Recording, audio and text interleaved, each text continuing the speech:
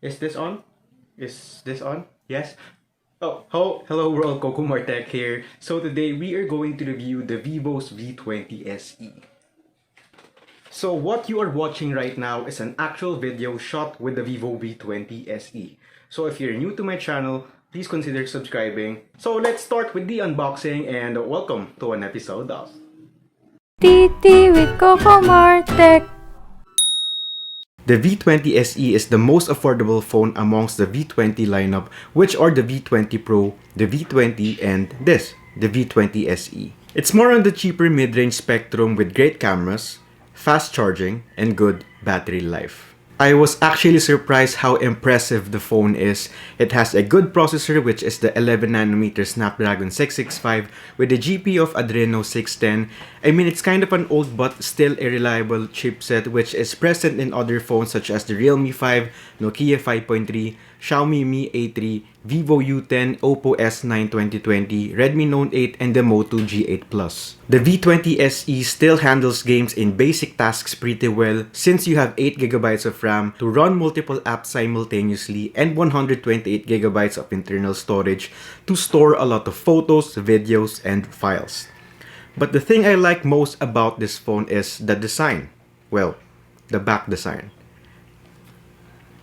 It's made of plastic as well as the frame. This oxygen blue version is exquisite. This design looks like an upper mid-range to flagship level for me. The jelly case included blends well with the design of the back. Although it's a fingerprint magnet, I think majority of the population will slap a case anyway. At the back, you also have the 3 camera lenses set up, which we will discuss in a while. It also protrudes a little, so if you're not going to put a case on it, it will rock a little or wobble when you touch it. At the front, it has a 6.44-inch AMOLED screen display with 1080 by 2400 pixels, 83.9% screen-to-body ratio with a pixel density of 409 pixels per inch.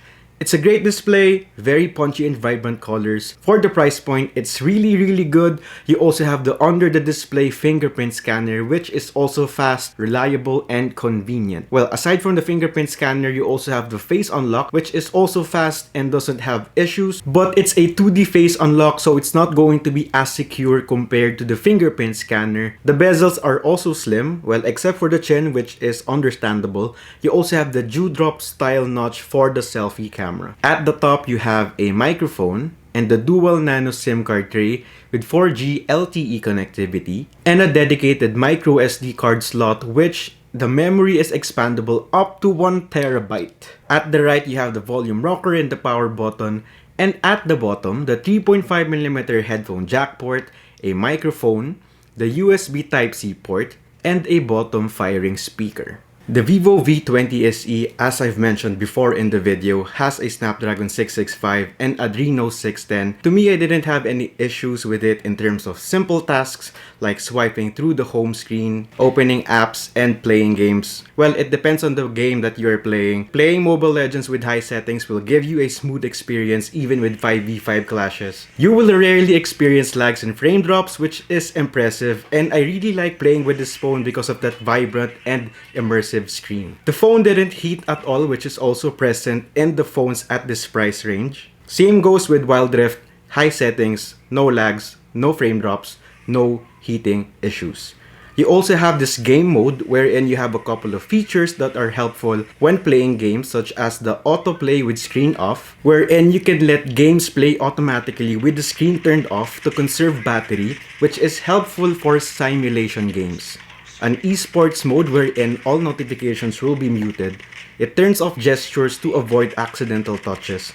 Optimized display settings and adaptive frame rate and temperature. And a 4D game vibration wherein the phone can simulate games, scenarios such as gunshot vibrations. Genshin Impact though can only be played smoothly up to the medium graphics settings, which is still kinda impressive for the price. It's a good capable phone which handles tasks pretty well. It's also Android 11, which is surprising since brand new major updates usually rolls in flagship phones such as the Samsung S21 Ultra, and the Pixel phones.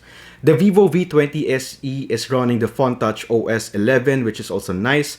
A lot of cool customizations, like my favorite one, which is the dynamic effects, wherein you can put different ambient light effects for notifications. You can also change the fingerprint icon animations, the fingerprint recognition animation, facial recognition animation, and the animations for charging and the insertion of USB. FunTouch OS is, well, fun.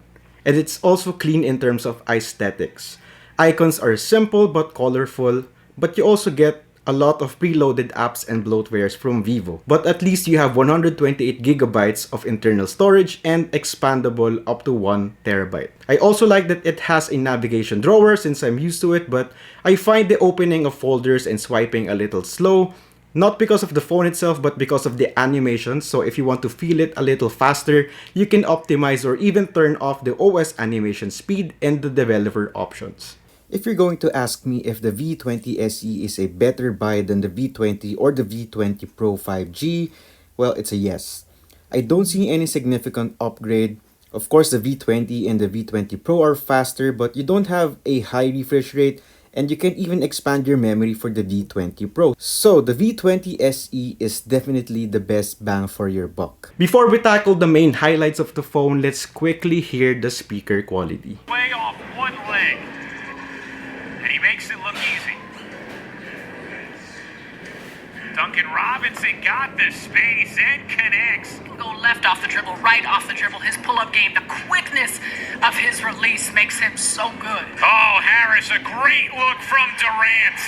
And So, the main highlights of the phone are the charging speed and the cameras. Let's first talk about the battery. The Vivo V20 SE has a 4100 mAh of battery. It's not the biggest battery capacity out there. Based on my testings, you'll definitely last a day with medium usage such as playing a couple of games and watching a number of videos. I'm having an average of screen hours of screen on time, but in case you run out of battery within the day, charging is ultra fast with the 33 watts charger included. 30 minutes of charging will give you around 55% of battery. Charging from 15% to 95% is around 50 minutes, which is impressive. Also, a game of Mobile Legends lasting 15 minutes will use around 5% of battery, and a game of 25 minutes of file drift will use around 10%. Lastly, let's talk about the cameras. This area is where I am most surprised. Maybe because of the marketing, or maybe it's about the social construct that when you think of cameras, people must have the iPhones, the Pixels, the Huaweis, the Samsungs. But as someone who is using a Pixel 5, I'm impressed with the cameras of the V20 SE, especially for the price. For the rear cameras, you have a 48 megapixel f1.8 main wide lens, an 8 megapixel f2.2 ultra wide lens, and a 2 megapixel f2.4 depth sensor. For the selfie camera, you have 32 megapixels and an aperture of 2.0. Photos are vibrant, saturated, and has lots of contrast. The photo qualities actually differ per lens, as the ultra-wide lens tend to be softer with less sharpness. Both lenses, the main and ultra-wide lens, have good dynamic ranges. The ultra-wide lens handles the highlights better, as some areas of the wide lens will be black, but with the ultra-wide lens, details are there. Sometimes the ultra-wide lens has punchier greens as compared to the wide lens. You can also zoom up to 10x. The 2x zoom is really good given that there is no dedicated telephoto lens for the V20 SE. Portrait photos are also nice, as the bokeh effect looks more or less natural, and I also like the skin tones, leading towards a natural skin tone, but there will be times that it's going to be pale. There are also a lot of features such as a panorama, live photo, slow motion, time-lapse, pro mode, AR stickers, and scanning of documents. If you're not familiar with using a pro mode, the night mode is also good. The night mode shots increases the exposures of the highlights while boosting the dark areas. It basically makes your night or indoor shots better, making it sharper, making it more vibrant, and providing better details and sharpness. This is a selfie video test for the Vivo V20 SE. So this is a 1080p video with 30 frames per second, and seeing from the viewfinder or the screen here is it really produces Says very great colors, very nice contrast, very nice dynamic range. Well, it's raining right now, so we can't really see the sky, but the skin tones are also good. It's not mushy, it's not oversaturated, and it's not pale. So I'm really impressed with the selfie video of the Vivo 20 SE. I'm not just impressed with the audio quality coming from the microphone recording of the Vivo 20 SE. So comment down below what they think of this quality. Here is a selfie video test during the low light for the selfie camera of the Vivo V20 SE. So comment down below what do you think of the video quality during low light.